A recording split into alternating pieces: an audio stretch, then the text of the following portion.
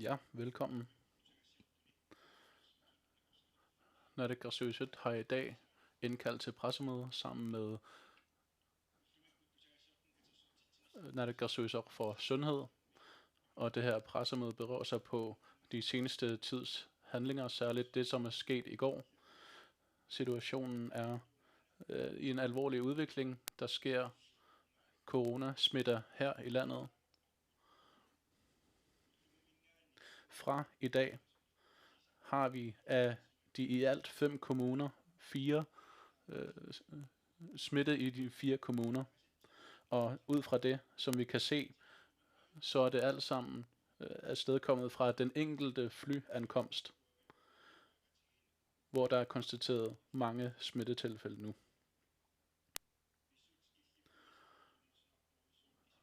Vi er i en alvorlig situation, fordi der sker udspredt smittetilfælde her i landet lige nu, og ud fra de seneste oplysninger, så er der ud fra det, vi allerede ved nu, har vi fundet yderligere 4 smittetilfælde, så der i alt lige nu er 13 borgere her i landet, som med covid-19.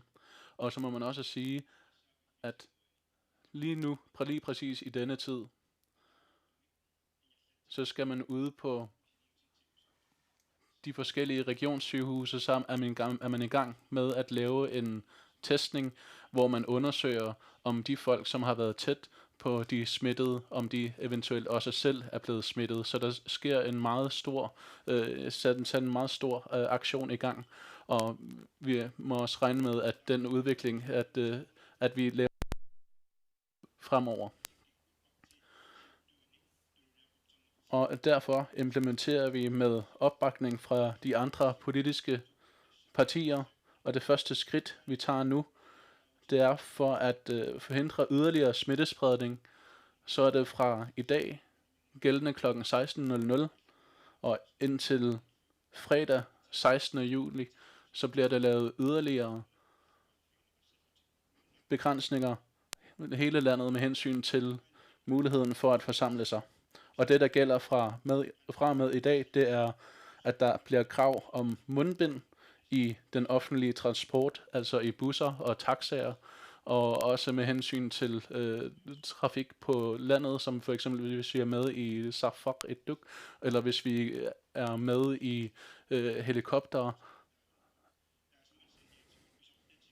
Og derudover, hvis man befinder sig i lokaler, hvor offentligheden har adgang, så er der også krav om mundbind. Og den anden begrænsning er, at der ikke må være flere passagerer, end der er sædepladser i de befordringsmidler, jeg lige har nævnt. Altså, der må kun være det antal passagerer, som der er sædepladser. Det vil så betyde, at hvis der er fuldt opdækket på alle sædepladser, så kan der ikke være flere passagerer med. Og den tredje begrænsning er, at der indføres en begrænsning på forsamlinger, hvor maks 50% af det tilladte antal ifølge brandmyndighederne må være inde i et lokale. Dog vil det være maks 20 personer, der må være inde i et lokale, men det er så med undtagelse for dagligvarebutikker, hvor der så kan være 50% af det godkendte antal. Det vil betyde, at der kun kan være maks 50% af det antal, der kan være i brandmyndighederne.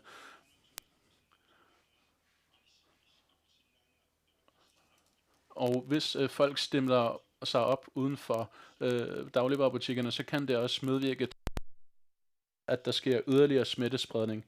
Men så med hensyn til restaurationer, så kan der højst være 20 personer inde i restaurationerne, men hvis der er mulighed for at sidde uden for restaurationerne, så er der også krav om, at der kun må være højst 20 mennesker uden for restaurationer. Men her undtaget er lufthavnene.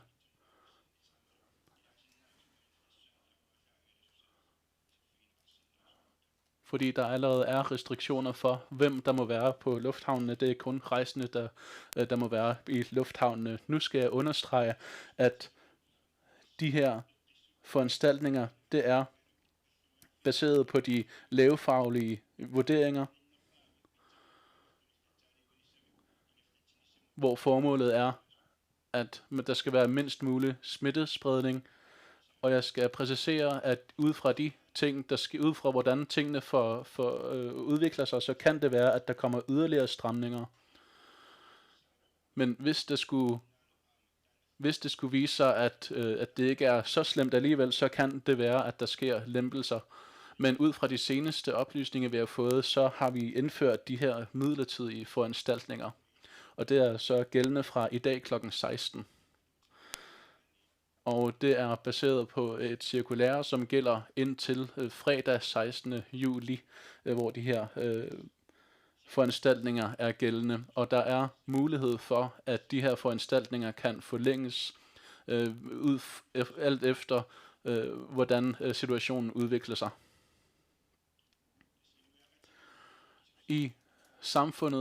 Her i samfundet har vi alle sammen hver vores et ansvar. Og det ansvar er vi blevet påmindet om her. Myndighederne, man kan ikke kun regne med, at myndighederne skal lave foranstaltninger.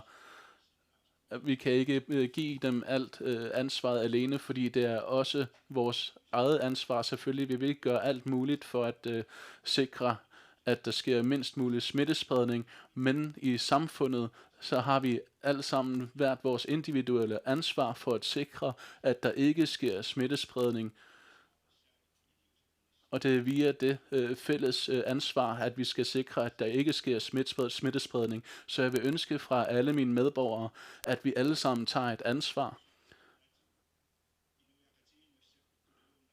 og efterkommer de her foranstaltninger, fordi det ser ud til, at der sker smittespredning. Lad os holde stand imod smittespredning. Vi har tidligere vist, at vi er i stand til at stå op imod den her virus, og at vi kan arbejde sammen, og at vi kan komme igennem forskellige foranstaltninger og begrænsninger. Og dermed vil jeg give ordet til Banerak med hensyn til status for situationen i Grønland og i udlandet.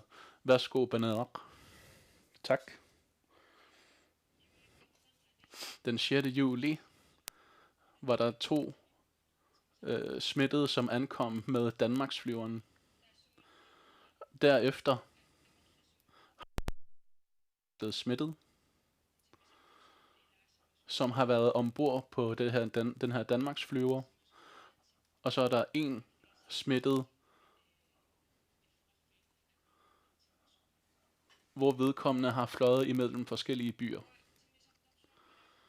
Dem, der var med på Danmarksflyveren, som er blevet smittet, en af dem var før indrejse til landet med i en forsamling, hvor vedkommende er blevet smittet. Og vi regner med, at det er coronavarianten Delta, der er tale om. Og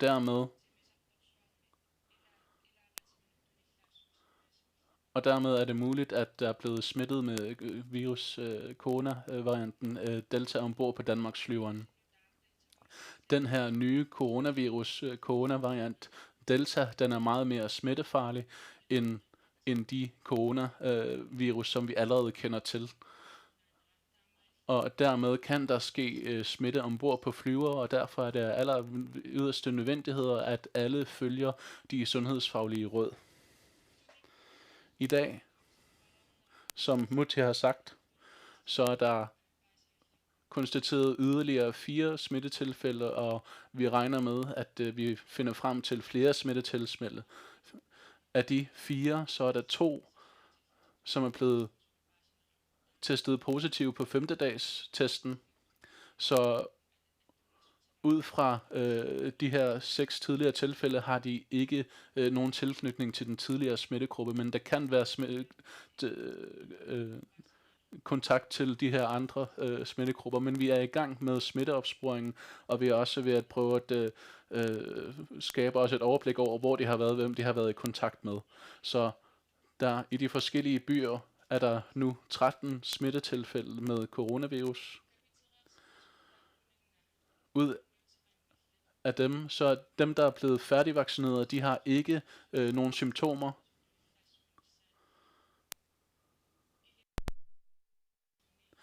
Og dem, der er blevet færdigvaccineret, det er mindre sandsynligt, at de spreder smitte, end dem, som ikke er blevet vaccineret. Som jeg tidligere sagde, så skal vi regne med, at i dag og i morgen, at så finder vi flere smittetilfælde. I går har vi via medierne krævet, at dem, der har været med på Danmarksflyveren, de skulle undersøges. Og hvis man har symptomer, og enhver, der har symptomer, er også blevet opfordret til at lade sig teste. Og dermed regner vi med at finde flere smittetilfælde i de kommende dage. Langt de fleste har heldigvis sagt ja til at få, men vi mangler så stadig et mindretal, som stadig mangler at få vaccinen, fordi vi kan se, at dem, der ikke har fået vaccine, de kan hurtigt der kan hurtigt ske smittespredning blandt dem, og de kan også få kraftigere sygdomstilfælde, og derfor opfordrer vi dem til opfordrer vi alle til at sige ja til vaccinen, og tak til Banader, og så fortsætter Gista med Kirsten med for eksempel med de forskellige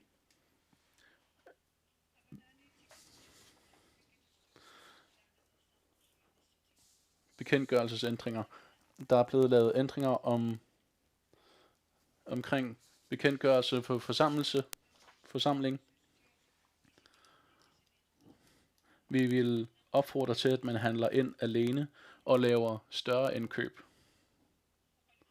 I kirker er det maks 20 personer, der må forsamle sig.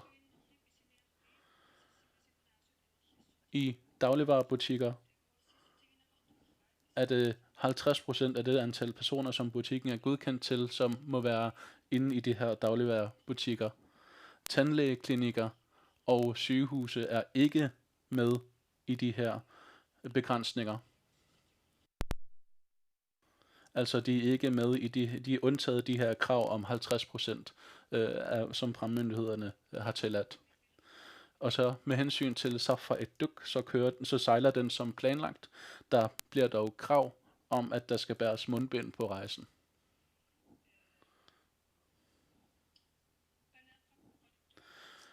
Ud fra det, som Banader har sagt, så hvis man ankommer fra Danmark, så er der krav om, at man skal have en negativ test, som er højst 72 timer gammel, og i den forbindelse er det bydende nødvendigt, at man inden for de 3 dage, at man ikke er blandt mennesker. Og det vil jeg gerne understrege. Vi skal alle sammen som rejsende være med til at tage ansvar for, at vi ikke indfører smitte her i landet. Og når de her rejsende ankommer til Grønland, så skal de holde afstand, undgå håndtryk og kram.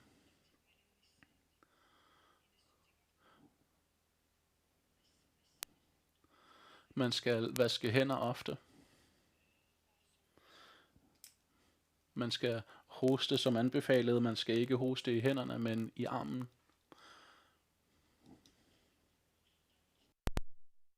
Det var det, jeg gerne ville sige. Jo, tak til Gista. Hvis man føler, at man er syg, eller man har symptomer på nogle af covid-19 symptomerne, så er det vigtigt, at man bliver hjemme. Vi vil gerne opfordre til det, men vi vil egentlig også gerne byde folk, at de skal blive hjemme, hvis de føler sig syge. Også for at undgå, at man spreder smitte. Og derved viser man også et ansvar for at holde smitten nede. En af de vigtigste ting, vi kan gøre for at forhindre smitte, det er, at vi skal holde afstand. Vi skal undgå håndtryk og kram. Hvis vi skal hoste, så skal vi ikke hoste i hænderne. Vi skal, vi kan hoste i ærmet eller dække munden, når man hoster. Og så derudover er det også vigtigt, at man holder en god håndhygiejne. Det ved vi allerede. Og som sagt, hvis man føler sig syg, eller hvis man har nogle symptomer, så skal man blive hjemme. Og det er sådan nogle ting, vi allerede godt ved herude i samfundet, og som vi også har gode erfaringer med i forbindelse med covid-19. Så jeg skal lige gentage, at vi er i en svær situation.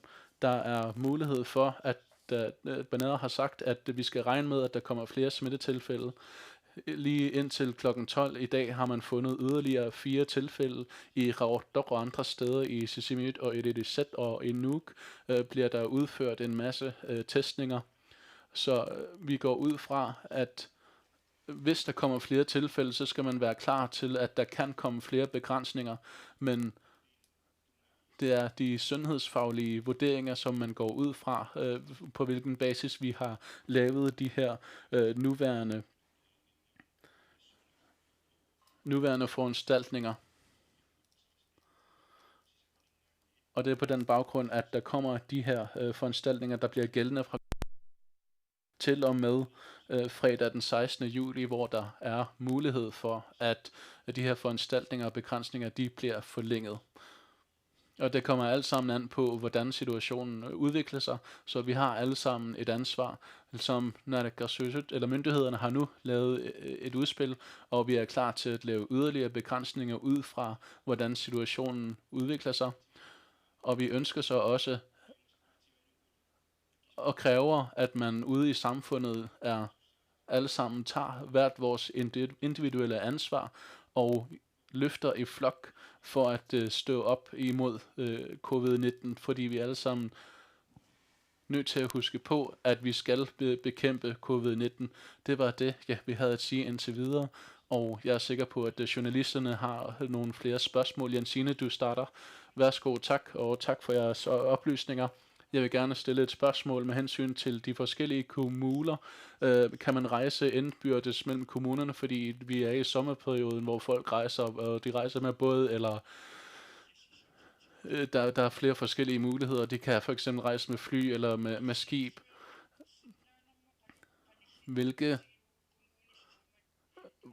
Hvilke begrænsninger har vi tænkt os at foretage i forhold til de her 4 kommuner nu, hvor vi har konstateret, at der er smitte? Også når man tænker på indrejsende fra Danmark til Grønland og fra Island til Grønland.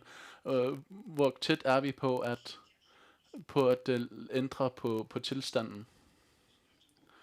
Jo, kort sagt, så er vurderingen allerede i gang nu, og der er også et større arbejde i gang, som kører både dag og nat, særligt her i går. Hele dagen i går blev brugt på at prøve at få tingene i gang efterhånden, som tingene vi begyndte at få flere oplysninger. Og også hvor vi har arbejdet på at oplyse befolkningen, og også arbejdet på de her begrænsninger, som vi har udført ud på grundlag af de oplysninger, vi har fået. Lige nu er vi i en situation, som er meget alvorlig. Hvis situationen bliver mere alvorlig, så har vi flere umiddelbart ikke sige, om det sker i morgen eller på et senere tidspunkt, fordi vi mangler den viden, der skal til, og der er også et stort opsporingsarbejde i gang ude på kysten lige nu. Og så er det også et spørgsmål om, hvor stor smittespredning der sker lige nu, hvor man eventuelt kan blive nødt til at tage flere tiltag. Og jeg har også et lille spørgsmål til Bernard.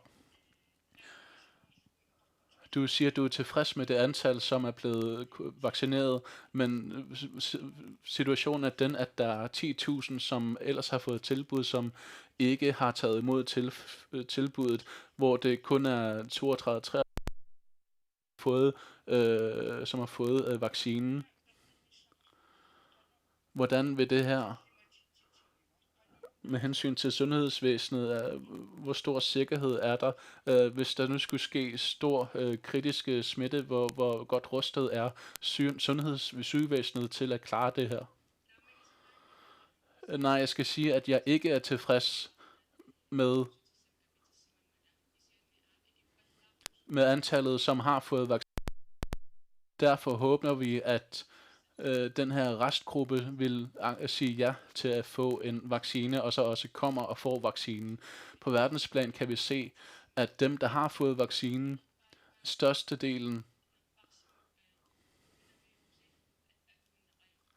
at når der er rigtig mange, der har fået vaccinen, så kan man se, at coronavirusen ikke har nogen virkning. Så derfor håber jeg, at vi alle sammen siger ja til at få vaccinen. Vi ved godt, hvor hurtigt der kan ske smitte, og vi ved godt, at der kan være særligt hårde sygdomstilfælde. Og den her nye coronavirus-variant smitter meget mere end de her andre varianter,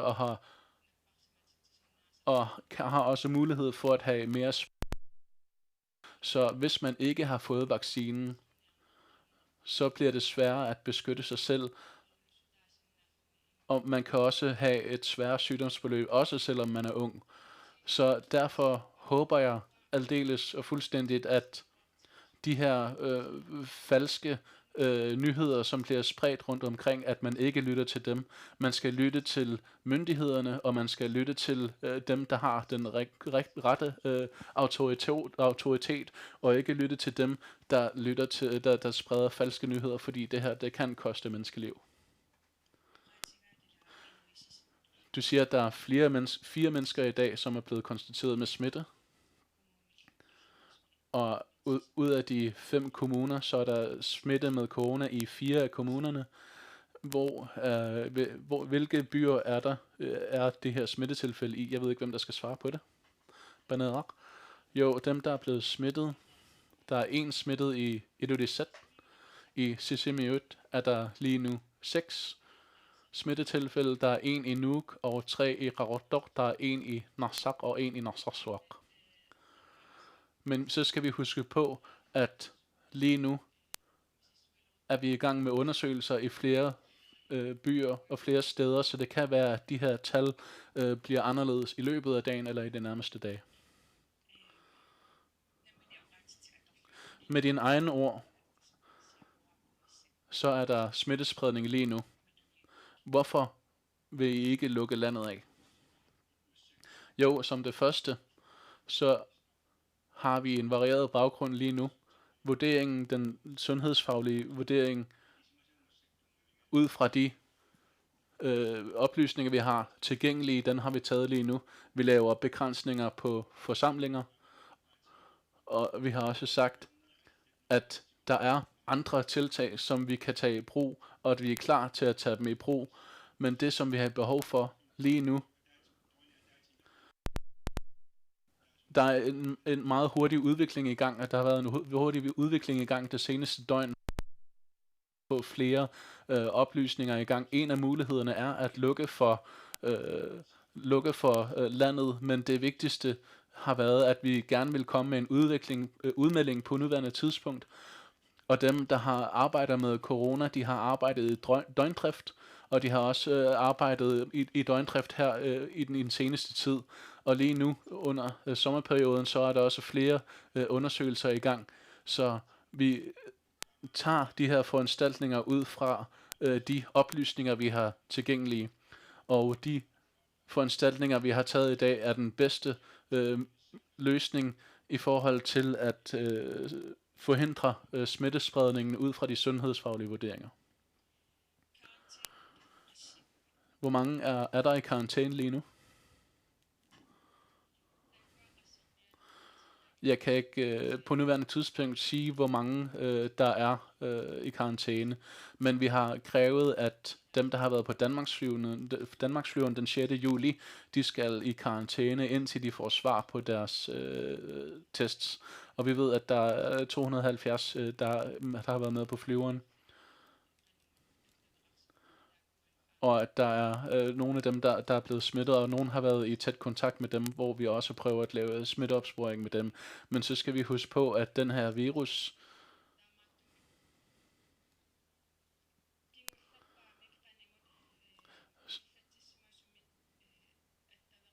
så den seneste person, man har været i kontakt med, øh, der kræver vi, at der skal gå mindst 6 dage, før man får foretaget en test, fordi hvis man bliver undersøgt for et tidligt tidspunkt, så kan der komme et negativt svar, selvom man måske er blevet smittet. Så jeg kan godt forstå, at de her nære kontakter, at de vil gerne blive testet meget hurtigt, men så skal vi huske på, at hvis man er blevet smittet i går, eller hvis man har været i kontakt med en, som man ved er blevet smittet i går, og man så selv får en negativ test, så betyder det ikke nødvendigvis, at man ikke er blevet smittet. Og det er derfor, at det er vigtigt, at man venter med at blive testet, at man bliver testet til den her 6. dags, efter der er gået nogle 7 dage. Som Gisle sagde, så er det de her 72 timer, hvor man skal prøve ikke at være sammen med andre. Jeg kan ikke rigtig snakke.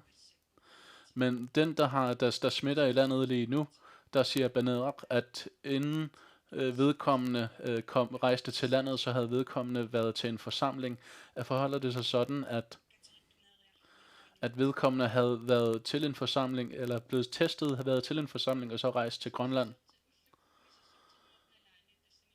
På den dag, hvor vedkommende blev testet, havde vedkommende været til en forsamling lige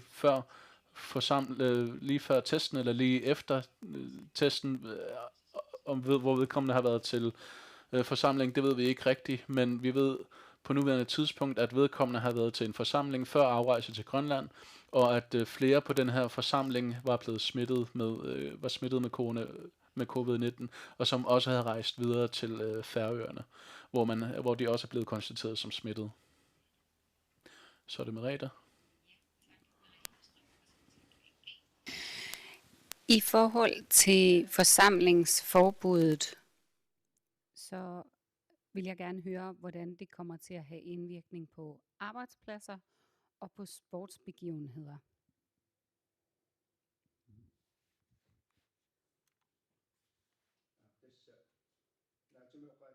Jo, kort sagt, så er det på offentlige pladser, eller offentligt tilgængelige pladser, der kan der højst være, er der maks 20, der må være. Og så derudover, så er der andre lokaler, hvor offentligheden har adgang, for eksempel dagligvarebutikker, der er det højst 50% af det godkendte antal, der må være der. Og så med hensyn til turneringer, for eksempel sportsturneringer, hvad enten det er indendørs eller udendørs, der er der også krav om, i kraft af det her cirkulære, at der højst må være 20 deltagere. Det forholder sig sådan, at fra og med i dag fra kl. 16.00 og til og med fredag, så er der begrænsninger for antallet af folk, der må forsamle sig, og det er 20 personer, hvad enten man er indendørs eller udendørs. Der foregår jo GM i Qayak her i Nuuk i øjeblikket, og der er ret mange tilskuere udenfor. Vil det så sige, at der ikke må være tilskuere nede i kolonihavnen nu? Et andet arrangement, der foregår lige nu, det er kvalifikation til GM i fodbold. Fra næste uge, der er også GM i fodbold nordpå, men når I indfører restriktioner, der kun gælder til på fredag, hvordan skal man så forholde sig i forhold til alle de her arrangementer?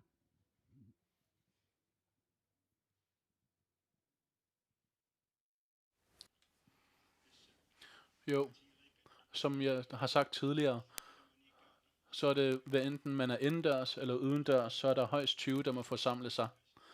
Og det er noget, der er blevet indført via cirkulæret. Og det handler også om steder, hvor offentligheden har adgangen. Og det er krav, der skal følges, hvad enten man er deltager i et sports- eller kulturarrangement, eller man er ude på restaurant. Så det er et klart tal, der er blevet sat på det. Og selvfølgelig er det meget svært.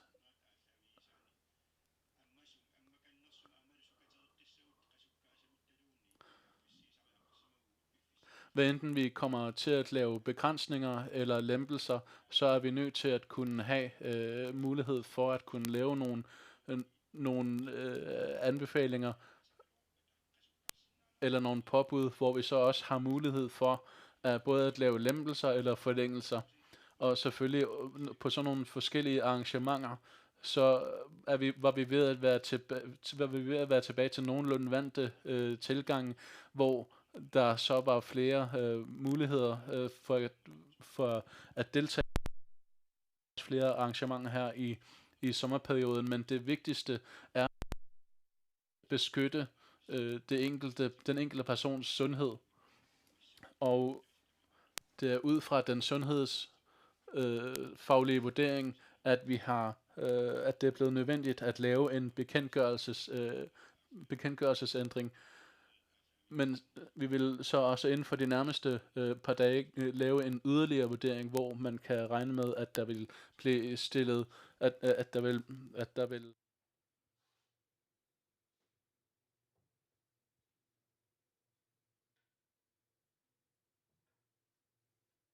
lempelser. Og så har jeg et spørgsmål til Banerak. Faktisk 2. I forhold til den flyvning, der var fra Danmark den 6., har der så ikke været påbud om mundbind? Og i så fald, hvorfor har det så ikke ligesom sørget for, at der ikke var smittespredning i flyet? Og nummer 2 spørgsmål. Den person, der er smittet, som er færdigvaccineret, eller hvis der er flere, ved man, om det er mere end 14 dage siden, de har fået nummer 2 vaccine, og om det så faktisk gælder, at alle, der er færdigvaccineret, kan smittes lige så let som andre?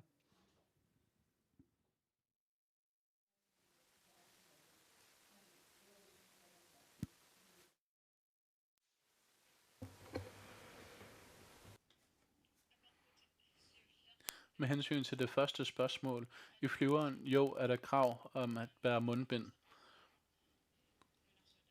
Og det er et krav også rundt omkring alle steder i vejene. Men vi ved også godt, at mundbind, de bliver brugt forskelligt fra person til person. Nogle bruger dem ikke ordentligt og dækker ikke næsen.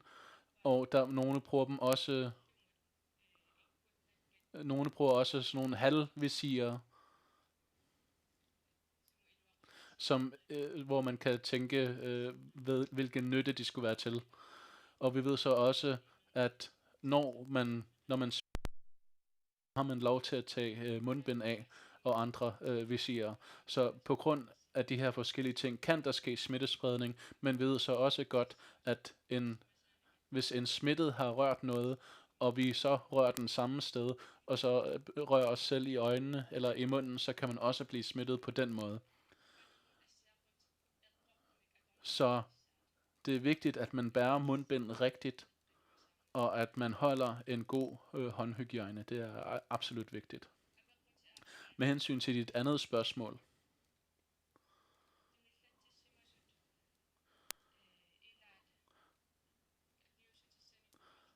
hvorvidt nogle af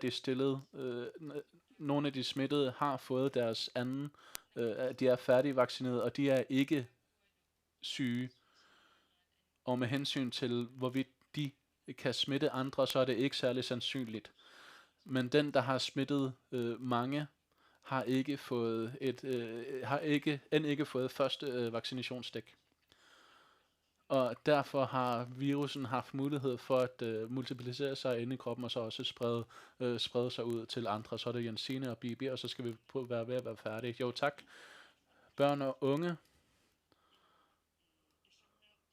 Fordi hvis man tænker på børnehaver og fritidsordninger, med hensyn til børn og unge, de vil jo meget gerne være sammen, og de er også tæt sammen. Og hvis det nu er Delta-varianten, med hensyn til børn og unge, så er der også noget, man skal være påpasselig med. Men i Danmark, dem, der er op til 12 år gamle, de får nu tilbud om at få vaccinen. De her unge,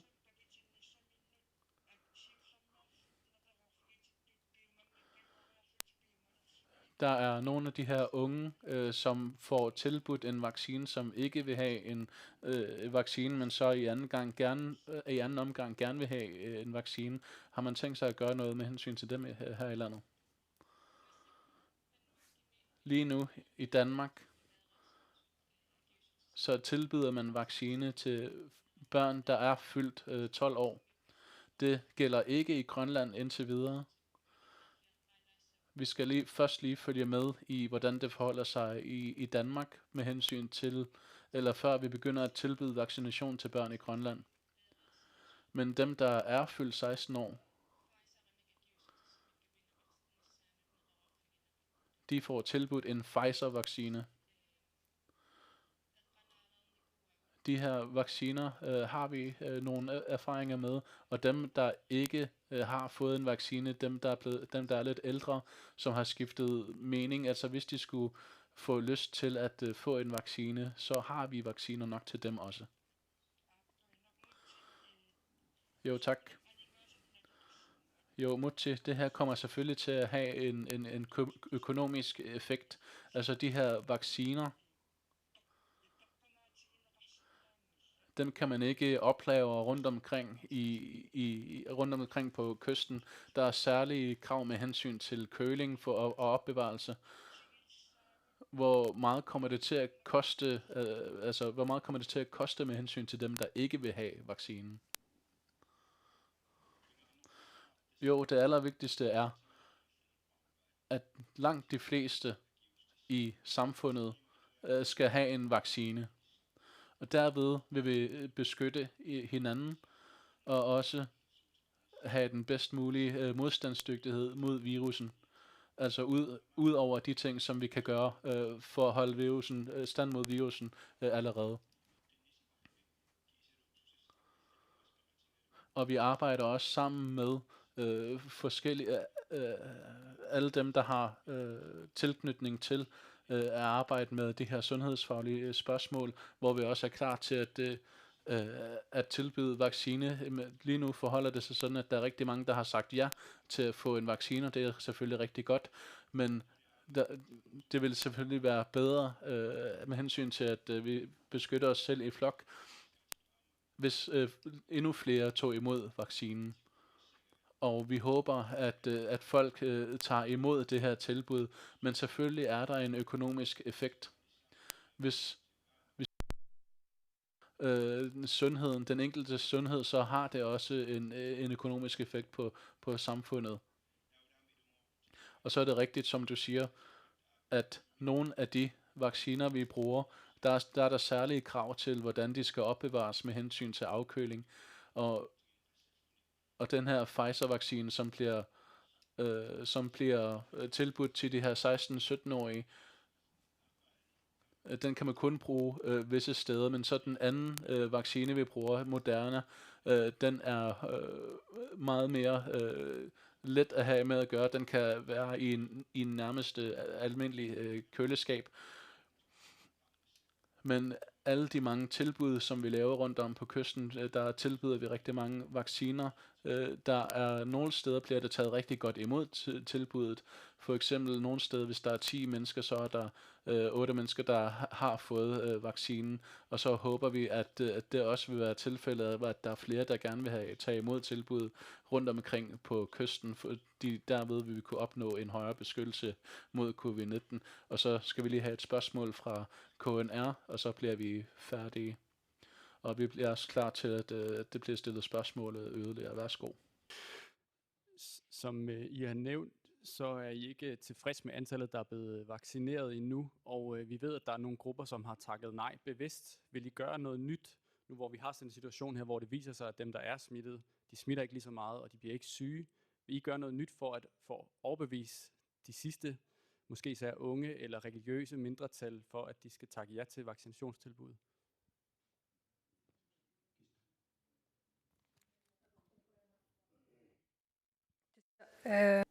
Tak for spørgsmålet. Vi er i gang med en masse vurderinger lige nu, og hvor vi også blandt andet vurderer, hvordan vi eventuelt kan organisere det anderledes. For eksempel ved jeg godt, at her i Nuuk, så er det i de næste 4 torsdage bliver der tilbudt vaccine, og der er det på frivillig basis, at B67 vil tilbyde at hjælpe til ude i byen, hvor de vil opfordre borgere ude i byen om, at de skal få en vaccine. Så vi vurderer løbende, hvordan vi kan gøre tingene anderledes med hensyn til at opfordre dem, der ikke har fået en vaccine, til at få en vaccine. Jo, derudover så har vi også nogle kommunikation, hvor vi gerne vil have, hvor vi prøver at få så flest muligt informationer ud til befolkningen, hvor vi også via en bred politisk dialog har nogle arbejder i gang, som også er blevet bragt til Naalakkersuisut for sundhed.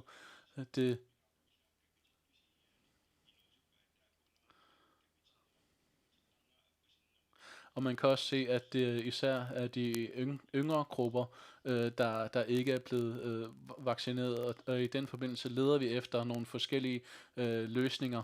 Så vi prøver at opnå alt så godt som vi kan, også med hensyn til børn og unge, når de interagerer med hinanden, og så skal man også tænke på, at det er sommer, hvor der sædvanligvis sker en masse sociale arrangementer. Og der ved vi godt, at sådan nogle begrænsninger og foranstaltninger, de kan virke forvirrende for børn, og derfor vil vi gerne opfordre til, at vi alle sammen i hele samfundet, for at passe på far, mor og farfar og far, så er det dem, vi skal passe på, at de ikke bliver syge. Og der er også en mulighed nu for, at dem, der er ældre end 16 år, kan få tilbudt en vaccine, og vi håber, at de tager imod tilbuddet. Og selvom vi var i gang, selvom vi var i gang i en udvikling som mod mere normale tilstande, så håber vi, at vi kunne vende tilbage til den udvikling. Men i dag vil jeg gerne sige tak for at I deltog i pressemødet, hvor jeg vil gerne sige, at vi har taget det første skridt ud fra de sundhedsfaglige vurderinger, hvor de foranstaltninger, vi har truffet, der er der mulighed for, at man kan lave lempelser eller forlængelser af dem, og skærpelser, og lige nu er der forskellige, der har gang i et meget stort arbejde for at opspore smittespredningen, eller prøve at finde ud af præcis, hvor stor smittespredningen er. Og med hensyn til det arbejde, når vi får det arbejde, vil skabe flere informationer, som vi kan forholde os til inden for de nærmeste par dage. Så derfor skal man også regne med, at der i de nærmeste par dage vil komme udmeldinger fra myndighederne.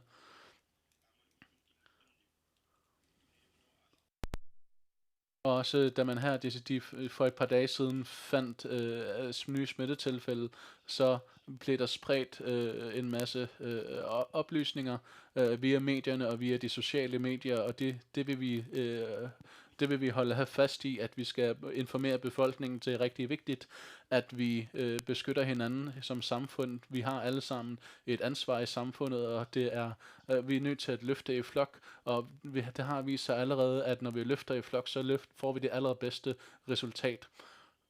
Og lad os altid stræbe efter, at vi får det bedste resultat. Tak.